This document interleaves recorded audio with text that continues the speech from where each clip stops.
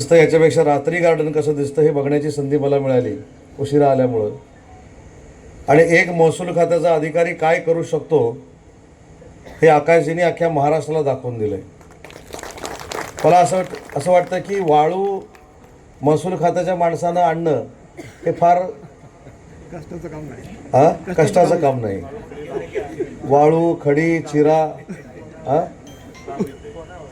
हे फोनवर होऊ शकतं, पण 270 जातीची झाडं लावणं, 170 जातीची झाडं लावणं आणि ती भविष्यामध्ये टिकवण्याचा संकल्प करणं हे महसूल खात्याचं काम हे माझ्या दृष्टीनं अतिशय महत्त्वाचं आहे.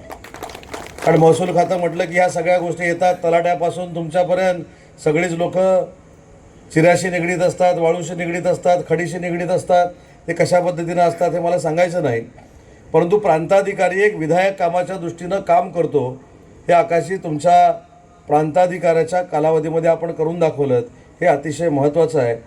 170 झाडं लावली म्हणजे झालं नाही, तर भाऊंसारखा एक समाजसेवक या संपूर्ण उद्यानाची आता देखरेख करणार आहे. भाऊ, तुम्हाला देखील शब्द देतो, सरकारच्या वतीनं या संपूर्ण परिसराला काय लागलं तर ते देखील देण्याची जबाबदारी पालकमंत्री म्हणून माझी आहे.